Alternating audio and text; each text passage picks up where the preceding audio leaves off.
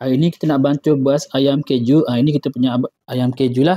Beras ayam keju ni dia ada beras, ayam, keju, brokoli dan juga lobak. Cara nak bancuh sangat senang. Caranya, kita ambil 1 skop beras ayam keju ni. Kat dalam ni dah ada 1 skop Mami. Okey, ambil 1 skop. Saya ambil separuh sajalah untuk hari ni. Kemudian saya campurkan dengan air panas. Sangat senang ya kita nak bancuh beras adua ni. Okey, kita tambahkan air panas. Okey, kita dah tambahkan air panas. Kemudian kita kacau-kacau sampailah dia sebati Mami. Okey, dah siap dah saya punya beras ayam keju Mami. Kalau Mami tengok kan dia punya bau sangat sedap Mami.